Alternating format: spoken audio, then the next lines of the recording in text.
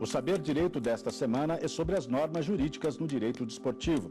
Apresenta direito desportivo, noções introdutórias, lei Pelé, aspectos gerais, justiça desportiva, noções gerais, estatuto do torcedor e direito desportivo internacional. O professor é Gustavo Lopes de Souza. Olá, sejam muito bem-vindos. Eu sou o professor Gustavo Lopes Pires de Souza e hoje vamos para mais uma aula de direito esportivo, mais uma viagem sobre normas do direito esportivo. E o tema de hoje é o Estatuto do Torcedor.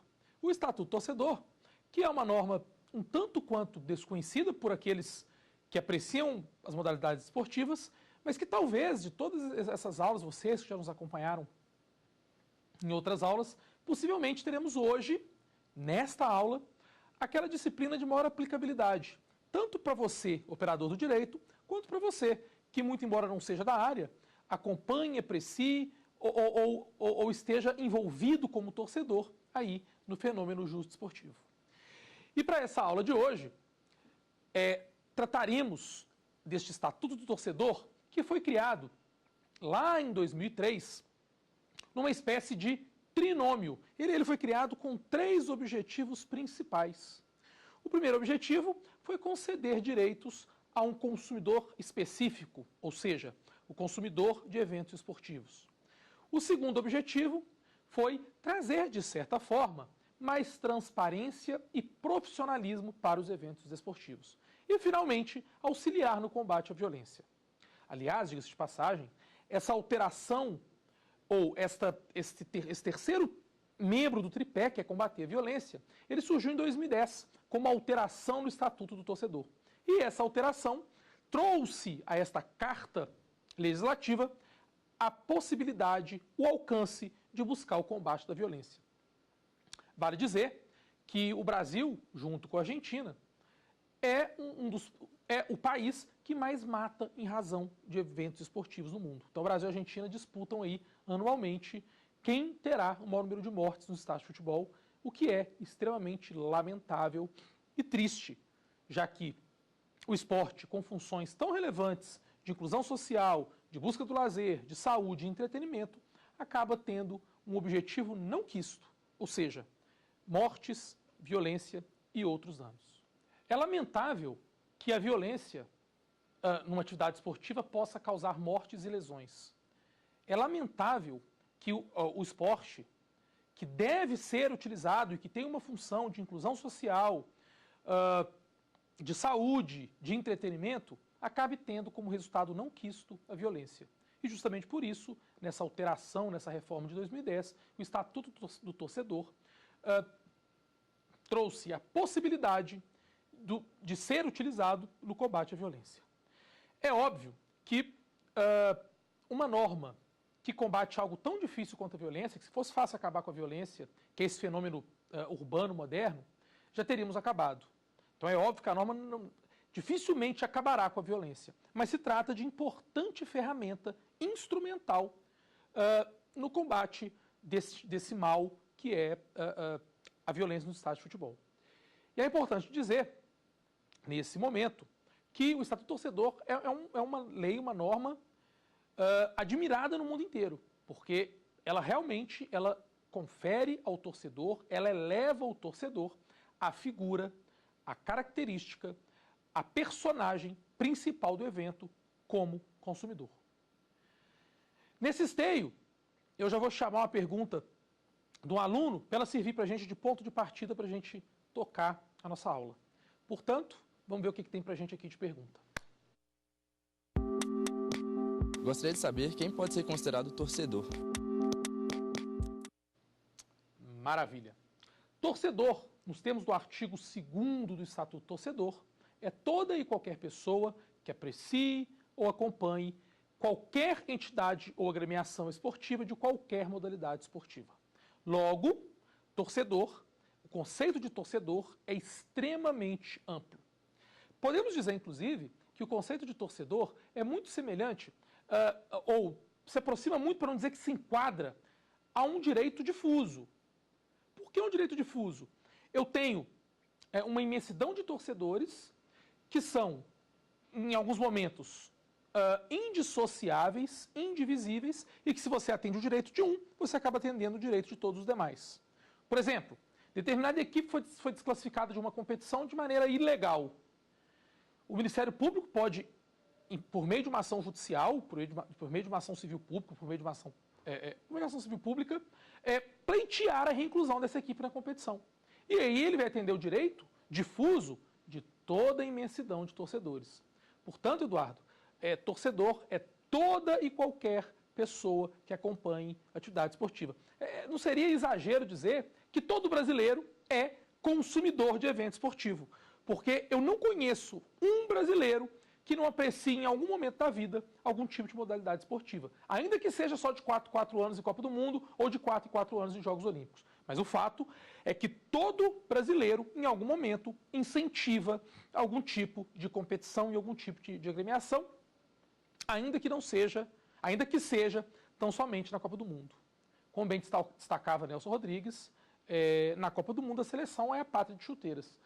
E o sentimento de nacionalismo brasileiro talvez não encontre maior ato de exteriorização do que durante o período de Copa do Mundo. É o momento em que o brasileiro não tem vergonha das suas cores, em que ele coloca a bandeira na janela e que todos vão ali, né, num só coração, como diz a música. Portanto, não seria exagero afirmar que todo brasileiro é torcedor e, portanto, todo brasileiro tem o seu direito abraçado, encampado pelo Estatuto do Torcedor. Esse conceito é bem importante, porque antes do Estatuto do Torcedor, nos termos da Lei Pelé, um artigo que foi revogado, só era considerado torcedor aquele cidadão que comprava o ingresso para ir no jogo. Então, o torcedor era quem comprava o ingresso. O conceito se ampliou porque, em vários momentos, o consumidor do evento esportivo não precisa comprar ingresso. Tem aquele que assiste pela TV. Aí você vai me dizer assim, poxa, mas pela TV é de graça. Não, não é. Não é de graça, não é gratuito. Porque quando você assiste uma TV aberta, você é bombardeado com publicidade. Né? Você, audiência, torcedor, é vendido, entre aspas, como possível adquirente daquela marca ou daquele produto veiculado na TV durante a partida. Você pode ter uma TV paga, um pay-per-view, aquelas partidas que você paga para assistir. Ou seja, de forma ainda que indireta, todo mundo que acompanha adquire este produto que é o evento esportivo. E não só aquele cidadão que vai num jogo, numa partida ou em uma competição. Uma vez definido quem é torcedor, é importante que a gente defina quem é fornecedor. Pois então, o fornecedor, nos termos do Estatuto do Torcedor, lá do artigo 3º, é a entidade organizadora do evento e também o clube mandante. A entidade organizadora do evento é aquela federação ou confederação que realiza a competição. E o clube mandante é aquele clube que recebe o adversário. Como que se define quem recebe o adversário? É o regulamento da competição. Então, por exemplo, se eu tenho um campeonato brasileiro de futebol, a entidade organizadora é a CBF e o clube mandante é aquele que recebe em sua casa o adversário. Se eu tenho o campeonato goiano de futebol, o clube mandante é aquele que recebe o adversário na sua casa e a entidade organizadora é a Federação Goiana de Futebol. Enfim, é muito importante que a gente defina com muita clareza o fornecedor do evento esportivo, uma vez que ele será, em eventual demanda judicial, o requerido naquela ação.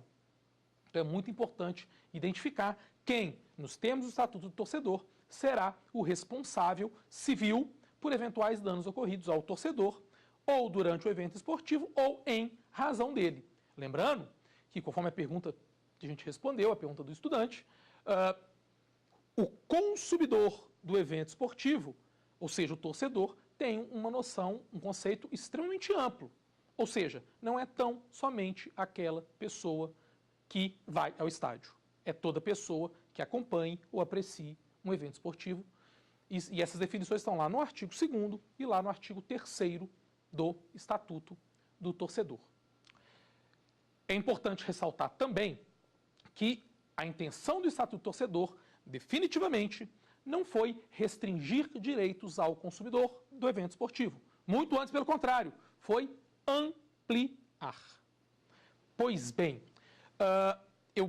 nessa linha eu aplico o Estatuto do Torcedor para o consumidor específico de evento esportivo e, de maneira subsidiária, naquilo que não conflitar e naquilo que não houver previsão no Estatuto do Torcedor, eu aplico o CDC, que é o Código de Defesa do Consumidor. Num sistema aí de comunicação de fontes mesmo. Portanto, o torcedor, o consumidor do evento esportivo, pode e deve lançar mão destes dois dispositivos. Do Estatuto do Torcedor, que traz os seus direitos específicos, e do Código de Defesa do Consumidor, que não só pode, como deve, ser utilizado de maneira subsidiária, como deve ser utilizado de forma a complementar os direitos previstos ali no Estatuto do Torcedor. Nessa linha, o Estatuto do Torcedor ele começa a trazer uma série de direitos para o torcedor. E diz o seguinte lá no artigo 14. A responsabilidade do fornecedor, ou seja, clube mandante ou entidade organizadora, ela se dá de maneira objetiva. O que isso quer dizer? Ela se dá de forma independente da culpa do fornecedor. Gustavo, como assim? Vamos lá. Na responsabilidade civil, nós temos como elementos o ato ilícito, o nexo de causalidade, a culpa e o dano. No momento em que a responsabilidade é objetiva, eu não preciso da culpa. Basta o dano, o ato ilícito e o nexo de causalidade. Portanto, os fornecedores, clube mandante, entidade organizadora, respondem pelos danos materiais e ou morais que o torcedor sofrer, independentemente da comprovação de culpa. Basta comprovar o dano e o nexo de causalidade deste dano com o ato ilícito. Então, nós temos o artigo 14 do Estatuto do Torcedor, a responsabilidade por eventuais danos que o torcedor venha a sofrer, ou no evento ou em razão dele, se dará de maneira objetiva, sem que surja a necessidade de comprovar o dano. Além do artigo 14, que trata a coisa da responsabilidade objetiva, o artigo 37, inciso 1 e 2, trabalha com a gente a responsabilização dos dirigentes esportivos. Então, nesse caso, há a previsão, inclusive, de desconsideração da personalidade jurídica. Ou seja, os dirigentes responderão por danos que o clube causar como fornecedor do evento, os dirigentes da entidade organizadora, que os danos que a entidade causar como organizadora do evento, os dirigentes responderão também independentemente de culpa e de maneira solidária. Aí tem a previsão aí da desconsideração da personalidade jurídica, que, sem sombra de dúvidas, é um grande ganho para o torcedor, uma vez que se ele não conseguir buscar patrimônio para garantir a sua indenização, se ele não conseguir buscar esse patrimônio do clube, da entidade, ele pode buscar o patrimônio dos dirigentes, que não são raras as vezes que esses dirigentes possuem patrimônio que possa responder por eventuais dívidas e condenações judiciais. Além disso, do artigo 37 ao 41G, e aí, quando a gente fala em 41G, é porque houve essa reforma, né, em 2010, que vem incluindo no combate à violência alguns tipos penais do torcedor.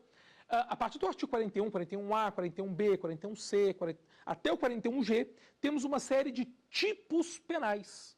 Ou seja, há previsão de crimes a serem cometidos pelo torcedor.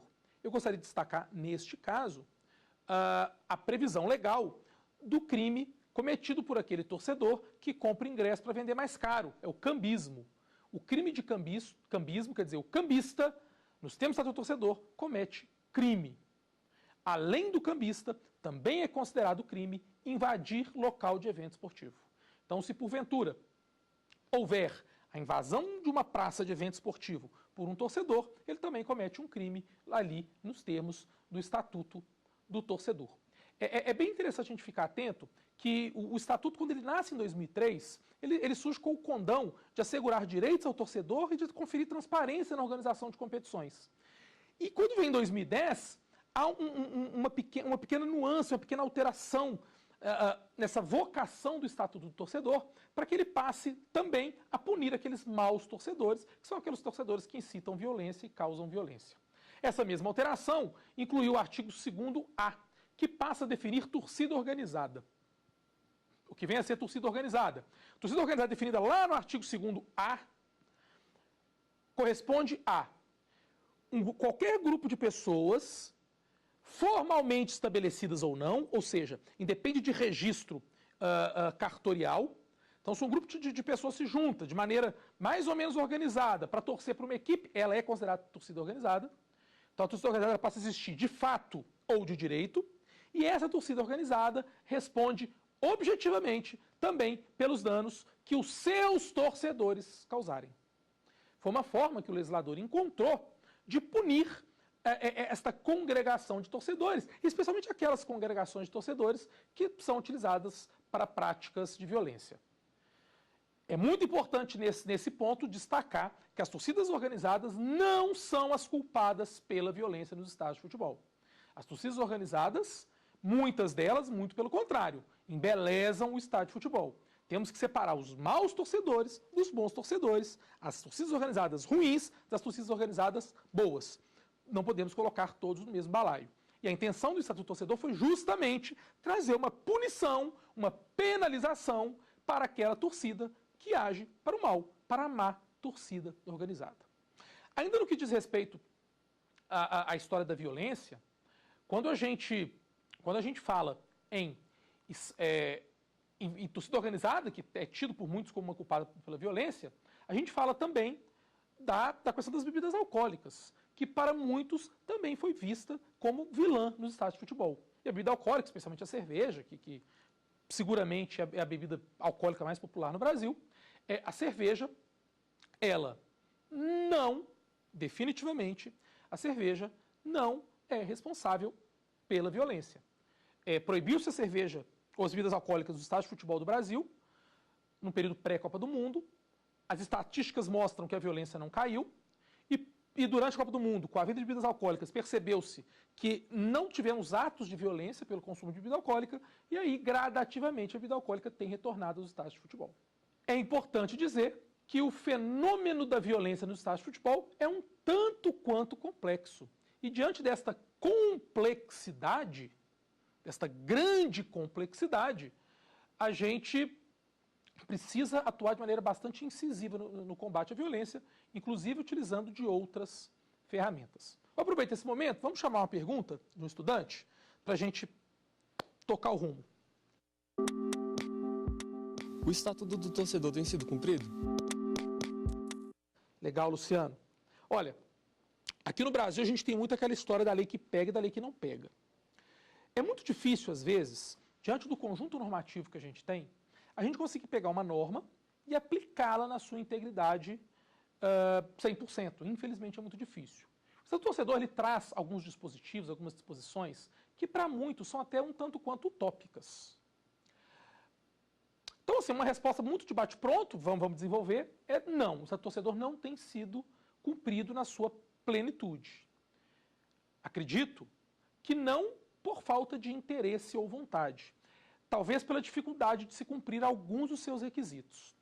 É importante também, mais do que termos um Estatuto do Torcedor que estabeleça regras de comportamento ou obrigações para o fornecedor do evento esportivo, é muito importante, ou seria muito importante, que a gente tivesse também, além disso tudo, que a gente pudesse ter uma real conscientização dos clubes de futebol ou de outras modalidades, no sentido de entender que o consumidor do evento esportivo é o seu grande patrimônio, que o torcedor é seu grande patrimônio. E como patrimônio que esses torcedores sejam respeitados e que tenham seus direitos garantidos, o seu conforto entregue, não porque uma lei obriga que assim seja, mas porque com a venda, com a melhor oferta de produtos de qualidade para os seus consumidores, você terá mais torcedores e com isso arrecadará mais. Seja por meio do pay-per-view, seja por meio de público no estádio, seja por meio de audiência, seja por meio da venda de produtos. A gente vê que na Europa, a gente vai nas lojas dos grandes clubes europeus,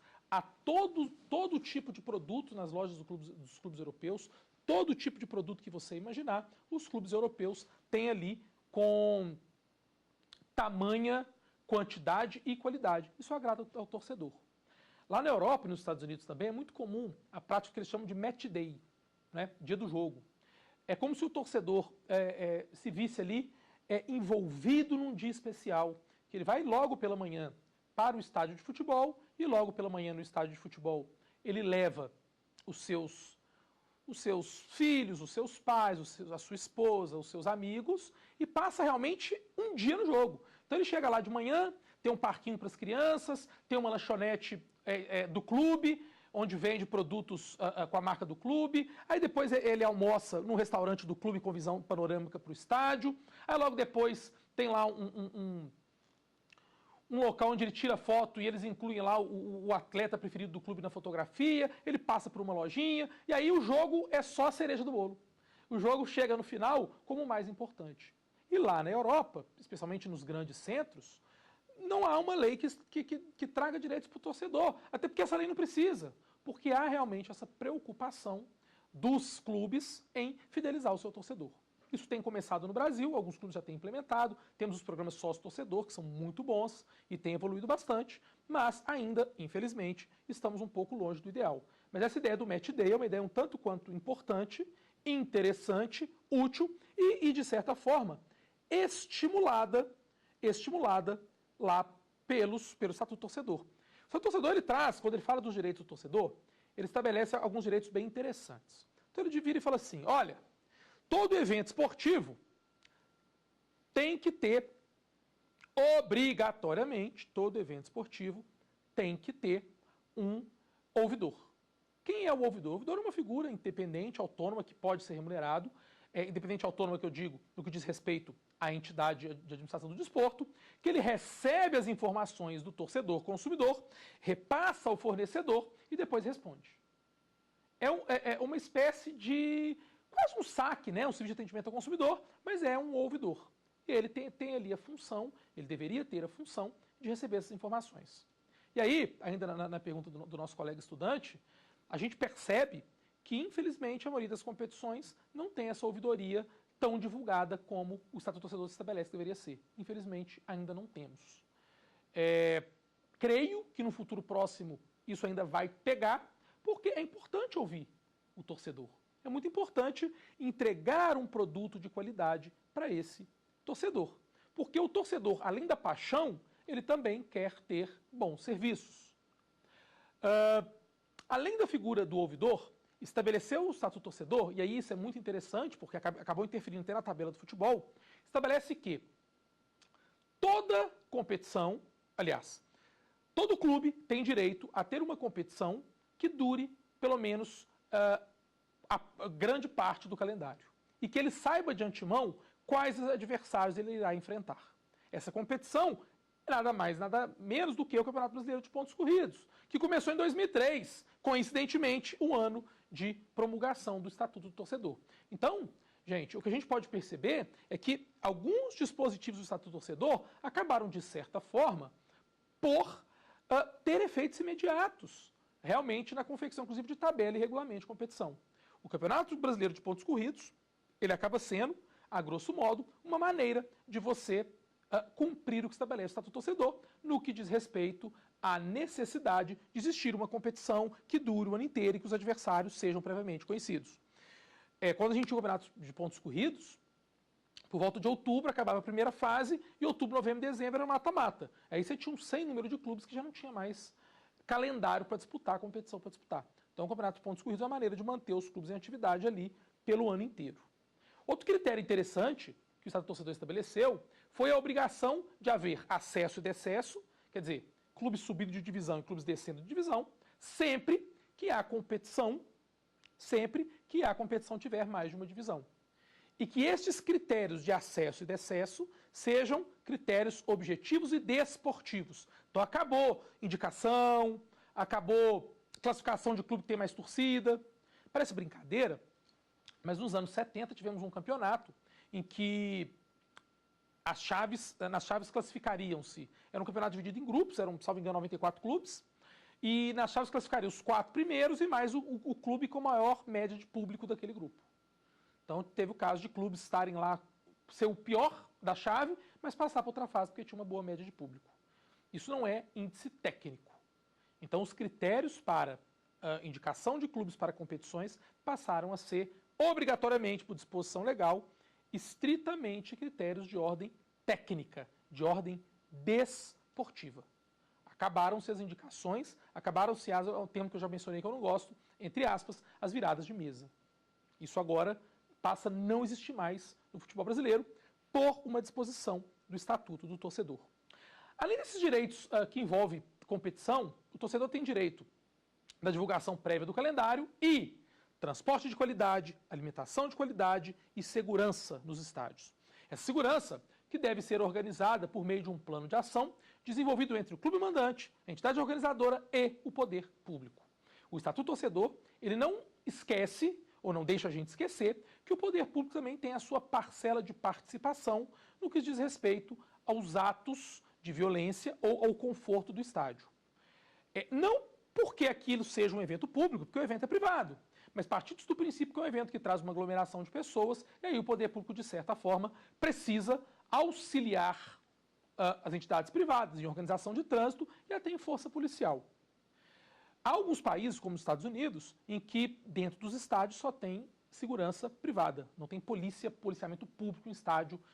Nos Estados Unidos de futebol, de futebol americano, de basquete, então lá é só força de segurança privada. Já que a gente está falando dos Estados Unidos, é muito legal dizer também que lá nos Estados Unidos nós temos venda de bebida alcoólica de maneira tranquila e, vou usar o termo indiscriminada, não que se venda à vontade, mas sem nenhum tipo de limitação. Essa história da bebida alcoólica é interessante porque o Estatuto do Torcedor, lá no artigo 22, que é utilizado para fundamentar a proibição, não proíbe a bebida alcoólica, ela só menciona a proibição de ingressar no estádio de futebol e nos locais de evento esportivo portando essas substâncias, mas não obstante isso, decidiram, acharam melhor proibir, utilizando realmente a bebida alcoólica como um grande vilão, o que não é.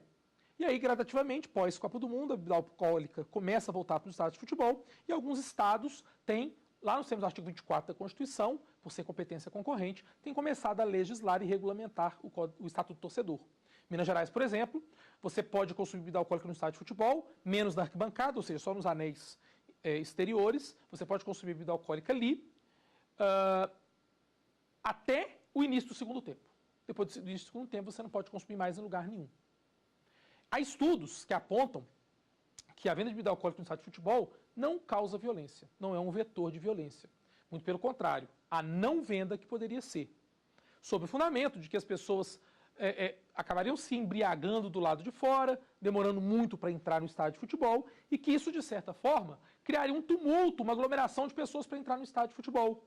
E o que dificultaria. Por quê? O Estatuto do Torcedor estabelece que todo ingresso tem que ser numerado, todo ingresso tem que constar uma apólice de seguro, ou seja, quando você, torcedor, vai a um estádio de futebol, você está segurado durante aquele evento, e as catracas eletrônicas têm que contar quem entrou um por um.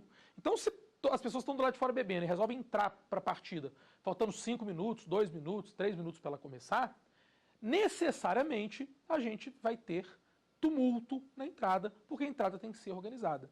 E isso, sem sombra de dúvidas, tem o condão de dificultar a aplicação do Estatuto do Torcedor e, ao mesmo tempo, causar violência. Tudo isso soma-se ao fato do risco que se tem do torcedor estar fora do estádio de futebol consumindo bebida alcoólica.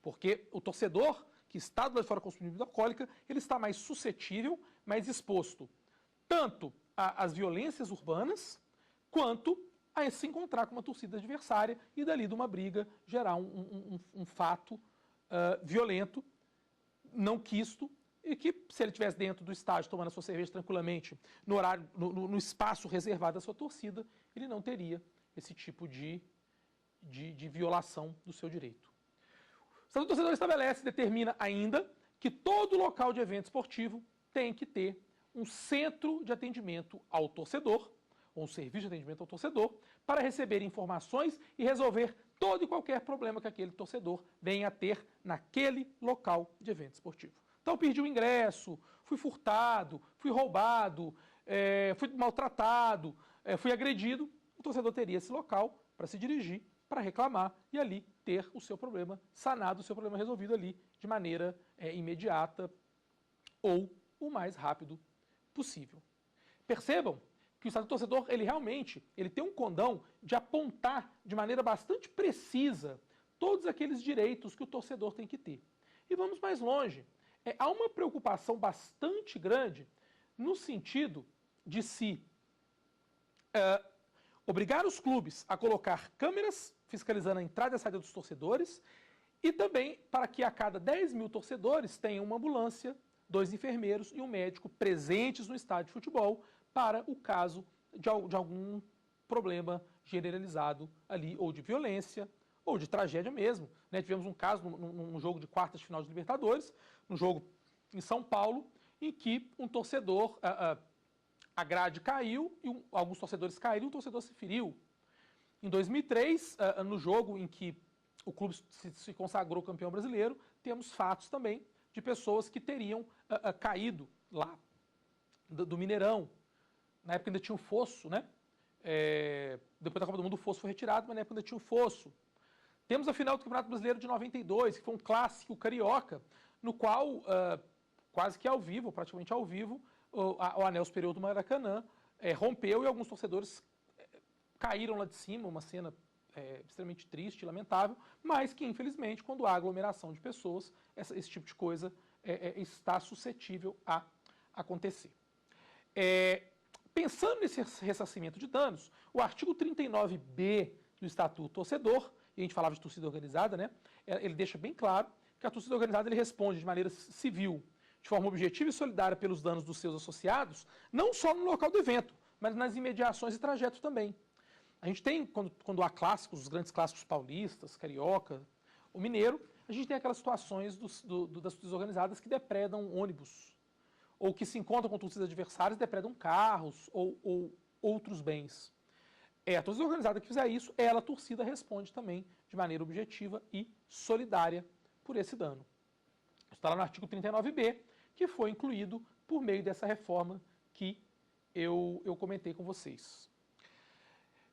Vamos ouvir mais uma perguntinha aqui, para a gente passar para adiante.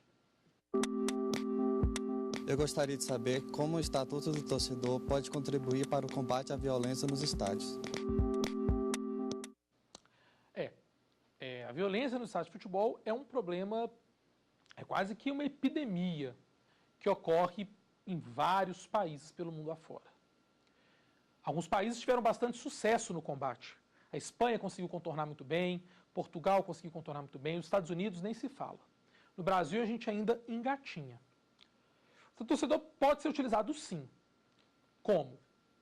Ora, quanto maior o respeito que eu tiver com o torcedor, então quanto mais respeito eu conferir ao torcedor, maior a satisfação dele e menor o risco dele causar atos de violência. Imagine só você em um restaurante ou num cinema, onde há até pouca aglomeração de pessoas. Imagine você num desses locais, e aí num desses locais você sofre um ato de desrespeito de um empregado desse local. Você tende a não voltar, você muitas vezes responde com agressividade, você grita. Agora imagine isso multiplicado por 50, 60 mil. 50 a 60 mil pessoas que foram maltratadas, destratadas desde a hora de comprar o ingresso. O Estatuto do Torcedor estabelece que todo torcedor tem direito a que a venda de ingressos ocorra em pelo menos 5 postos de venda espalhados pela cidade. Por quê? Para evitar as filas e para viabilizar uma compra rápida, para tentar matar o sofrimento do torcedor ali, já na compra do ingresso. Aí depois você vai ao estádio, você não tem local para estacionar. Quando tem que estacionar, estaciona longe. E fica com o seu veículo suscetível à ação de criminosos. Quando você chega no estádio para entrar, aquele acesso tem que ser organizado, inteligente e controlado, ele se dá de maneira turbulenta e tumultuada. Então, quando você chega dentro do estádio, você já passou pelo estresse da compra do ingresso, depois o estresse de entrar no estádio. Aí, você tem o ingresso, o torcedor estabelece que no ingresso tem que ter o nome da sua cadeira e que você tem o direito de sentar no lugar que está constando o ingresso. Aí, se você sentar lá, tem um outro torcedor lá. Aí, se você vai pedir educadamente para ele sair, ele te agride. Ou seja, o torcedor ele acaba sendo, muitas vezes, extremamente maltratado nessa relação de consumo. E esse maltrato da relação de consumo acaba, de certa forma, de maneira levemente natural, trazendo para ele uma situação de violência. uma situação em que ele exterioriza a sua insatisfação com violência. A Copa do Mundo trouxe para a gente um novo paradigma no que diz respeito a arenas esportivas. Temos estádios agora de muita qualidade. E é interessante que a gente observa que no pós-Copa do Mundo, a violência no estádio de futebol não acabou, mas diminuiu. Porque o torcedor se sente bem num estádio confortável. Existe um estudo norte-americano que se chama Teoria das Janelas Partidas, ou Teoria das Janelas Quebradas. Segundo esse estudo foi inclusive utilizado em Nova York na época da tolerância zero, no combate à violência. Segundo esse estudo, quanto mais deteriorado está um local, mais suscetível a atos de violência e vandalismo aquele local estará. Em que consistiu esse estudo? Nesse estudo, 2 sociólogos colocaram um veículo no bairro rico e no bairro pobre de Nova York. E deixaram esse veículo lá intacto. E perceberam que como o veículo estava intacto, ninguém mexeu nele. Depois eles voltaram e quebraram o vidro do veículo no bairro rico. Em poucas horas o veículo estava depenado. O mesmo no bairro pobre. Em poucas horas o veículo estava depenado. Enfim, onde eles querem chegar? Se eu estou num local que não tem lixo no chão, eu me sinto constrangido a jogar lixo no chão. Se eu vou num local que me é aprazível, que eu me sinto com conforto, que é limpo, se eu vou no banheiro de qualidade, a minha tendência a responder aquilo com vandalismo ou violência é muito menor.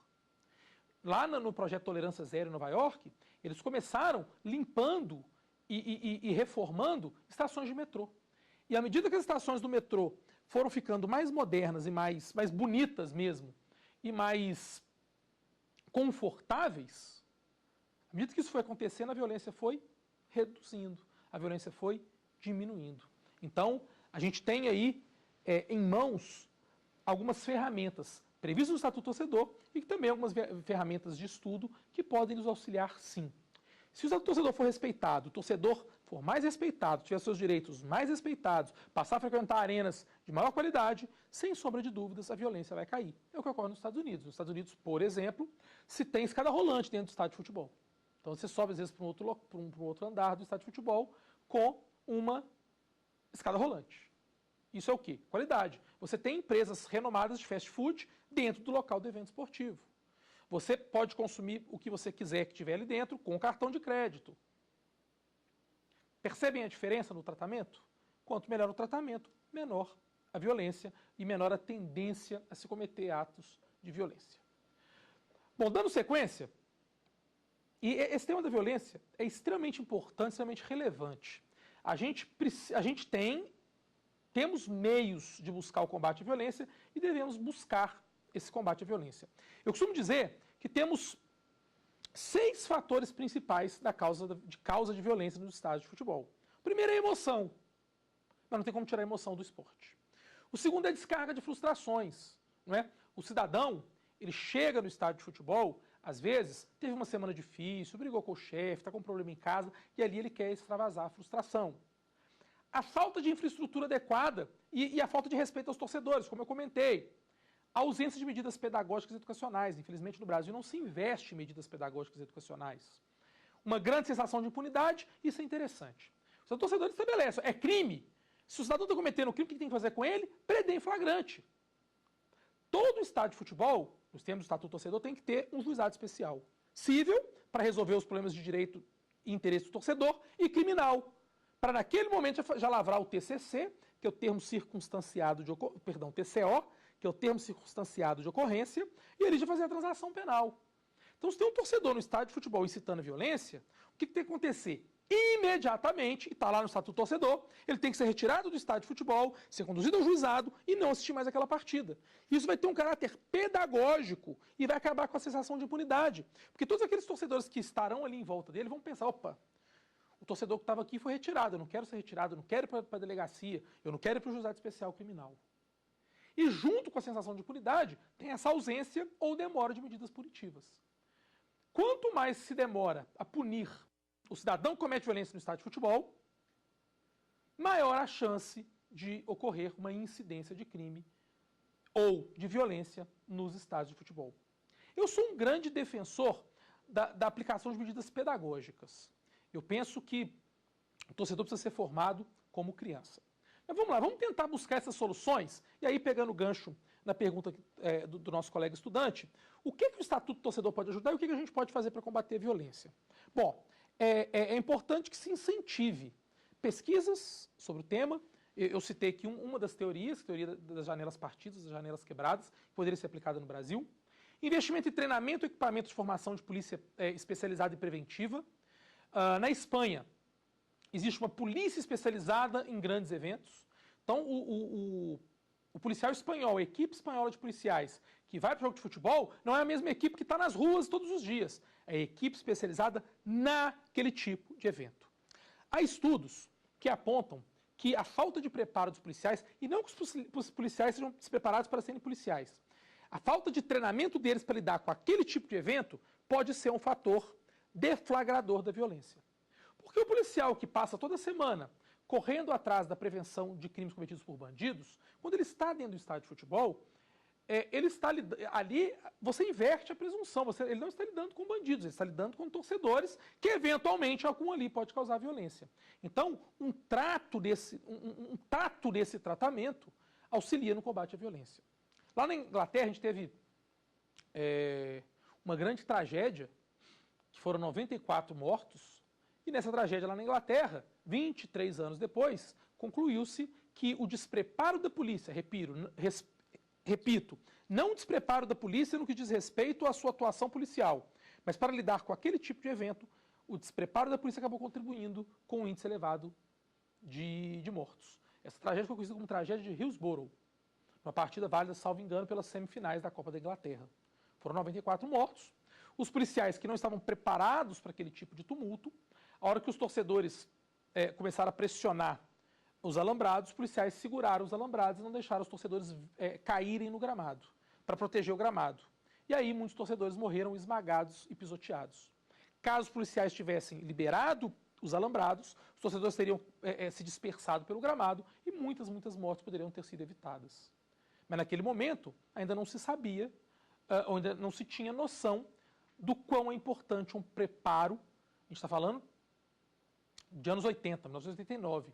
Ainda não se tinha noção da necessidade do melhor preparo para esses torcedores, para os assistentes policiais desses torcedores. Então, é bastante importante a gente pensar numa preparação mais direcionada para os nossos policiais.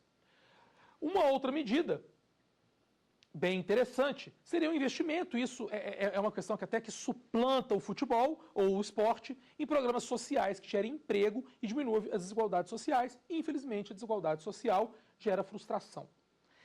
O Estado do Torcedor, aí vem um ponto crucial. A criação de leis e normas que estabeleçam uma infraestrutura adequada e que direitos do torcedor consumidor no estádio de futebol. Aí entra o Estatuto do Torcedor. O Estatuto do Torcedor, se ele for cumprido ao pezinho da letra, todos os itens, o torcedor vai ser muito bem tratado no estádio de futebol, e sendo muito bem tratado no estádio de futebol, ele não cometerá violência. Temos casos aqui no Brasil de jogos pela Série B, que é um grande campeonato, salvo engano, em Natal, em que um torcedor arrancou um vaso sanitário do banheiro e arremessou no outro torcedor lá embaixo. Tem uma série de problemas aí. Como que o cara consegue entrar no banheiro e arrancar o vaso? Não deve ser fácil. Então o vaso devia estar mais ou menos solto. Segundo, não havia ninguém, um segurança policial, o cara conseguiu entrar no banheiro, tirar o vaso sanitário, sair do banheiro, andar até aquela parte externa do estádio e jogar lá de cima. Enfim, são pontos e coisas que devemos observar e essa fiscalização tem que acontecer e punir os maus torcedores. E punir, repito, de maneira exemplar. Eu sou muito fã de uma medida pedagógica bastante interessante, que seria a implantação de caráter pedagógico nas escolas.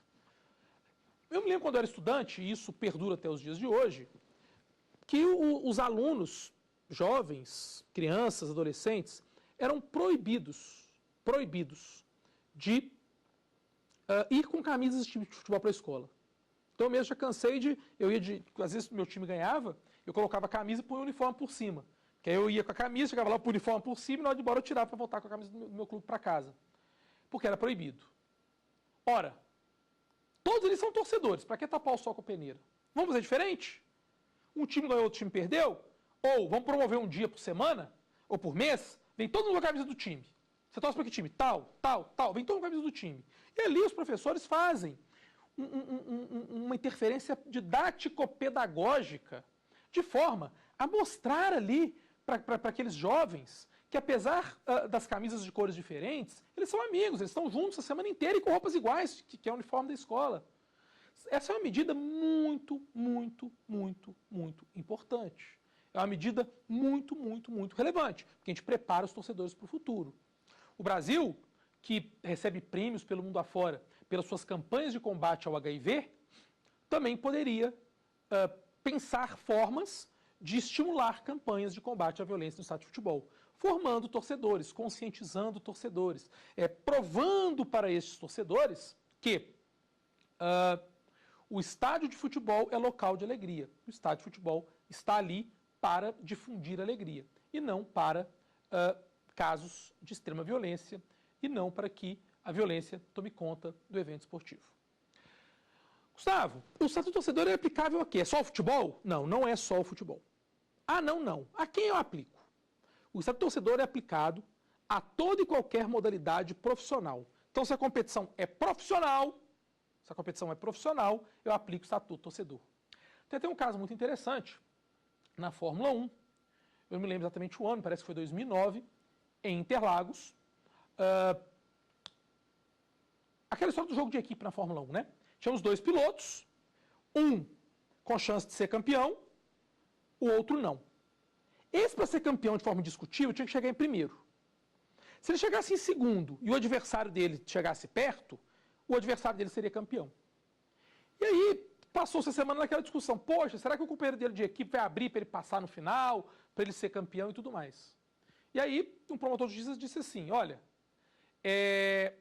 ele pode até, caso seja declarado campeão, ou caso ele precise disso para ser campeão, na hipótese do colega dele de disputa abrir para ele passar, eu desço e prendo os dois.